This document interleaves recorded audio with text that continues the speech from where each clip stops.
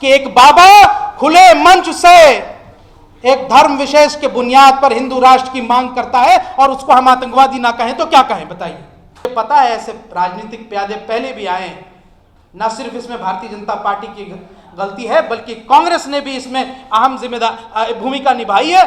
ये की निक्कर जो पहन के आज भी कांग्रेस के अंदर बैठे हैं, उन्होंने हम पर केस लगवा दिए।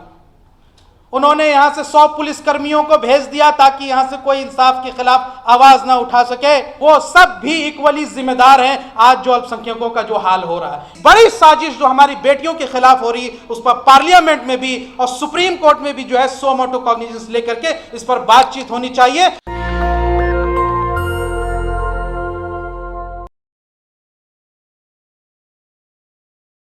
एक धर्म के बुनियाद पर मांग कर रहा है वो देशद्रोही है, कोई बोलने से संकोच नहीं करता है। जब कोई मुसलमान ऐसा कोई मांग कर दे धर्म के बुनियाद पर तो वो देशद्रोही है, कोई बोलने से संकोच नहीं करता है बल्कि उस पर कार्रवाई होती है, यूएपीए लगता है। तो ऐसा कौन सा नैतिकता का पैमाना है आपके पास कि एक बाबा खुले मंच से एक धर्म विशेष के बुनियाद पर हिंदू राष्ट्र की मांग करता है और उसको हम आतंकवादी ना कहें तो क्या कहें बताइए। क्या पैमाना है आपके पास? सिर्फ इसलिए कि बहुसंख्यकवाद की मानसिकता है आपके पास।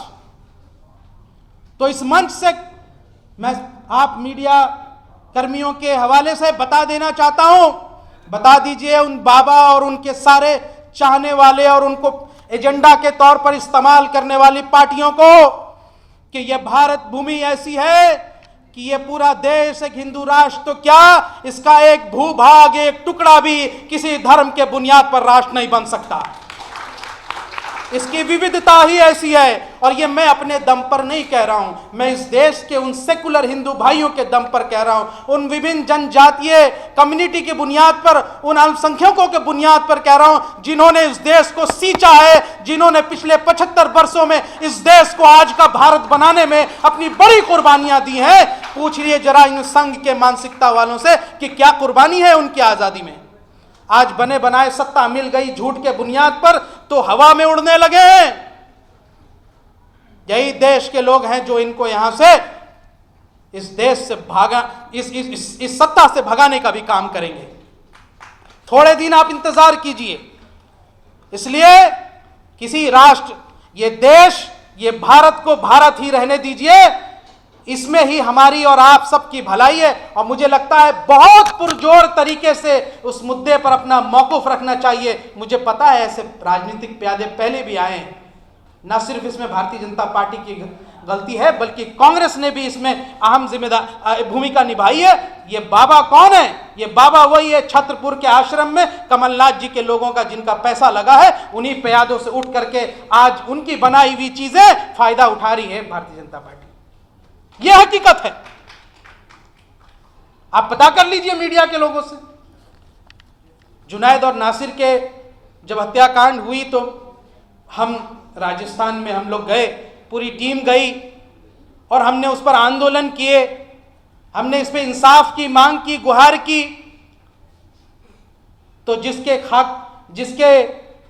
खाकी निक्कर जो पहन के आज भी कांग्रेस के अंदर बैठे हैं, उन्होंने हम पर केस लगवा दिए। उन्होंने यहां से 100 पुलिस कर्मियों को भेज दिया ताकि यहां से कोई इंसाफ के खिलाफ आवाज ना उठा सके।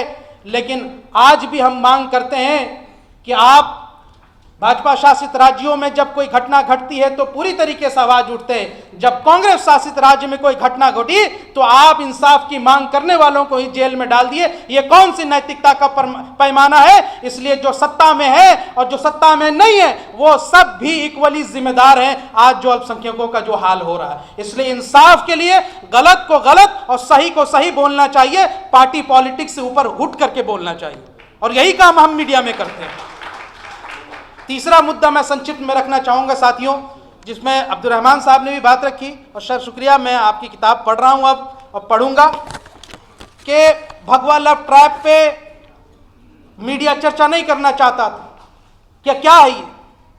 लेकिन पिछले दिनों जब एक चैनल पे हमने इसकी पूरी चर्चा की और हमने सबूत दिखाए कि किस तरीके से राष्ट्रीय बजरंग दल नामक ग्रुप जो है मुसलमान बच्चियों को साजिश में फंसा करके उसकी इज्जत असमत लूट करके बर्बाद करने की प्लानिंग करता है। किस तरीके से इन संगठनों ने यहां से पैसे देने का वादा किया उन लड़कों को, उन कॉलेज यूनिवर्सिटी में पढ़ने वाले लड़कों को, कि तुम अगर मुस्लिम लड़कियों को फंसाओ और इनका धर्म परिवर्तन कराओ तो तुम्हें हम पैसे भी देंगे, सुरक्षा भी देंगे।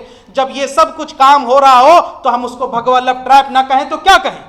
हमारा किसी रंग से कोई दुश्मनी नहीं है, किसी पंथ से कोई दुश्मनी नहीं है, लेकिन गलत को गलत बोलना चाहिए। लव जिहाद जैसे फर्जी एजेंडा को सामने रखने वाले ये कान खोलकर सुन ले कि भगवा लव जिहाद लव ट्रैप पे अब जो है जनता जाग चुकी है और इस पर राष्ट्रीय चर्चा हो रही है। अब मीडिया भी इसको रिकॉग्नाइज कर रहा है। हमने अपने अकाउंट से और हमने अपने लोगों के जरिए से इसका पूरा पर्दाफाश किया है और हम चाहते हैं कि इस मंच से यह आवाज जाए कि आने वाले वक्त में इस बड़ी साजिश जो हमारी बेटियों के खिलाफ हो रही है उस पर पार्लियामेंट में भी और सुप्रीम कोर्ट में भी जो है सो मोटो कॉग्निजेंस लेकर के इस पर बातचीत होनी चाहिए। मुसलमानों होश के नाखून लीजिए, जहां भी कॉलेज यूनिवर्सिटी और कोचिंग सेंटर में इस तरह की साजिशें हो रही उस पर नजर रखी जाए। हम किसी भी बेटियों के खिलाफ अन्याय जो हो रहा है उसके खिलाफ है और चाहे हमारी बिटिया किसी भी जात धर्म से हो हमें उसकी हिफाजत करनी चाहिए। इन दुष्टों से बचाने के लिए हम संकल्प लेते हैं। जय हिंद, जय भारत, शुक्रिया।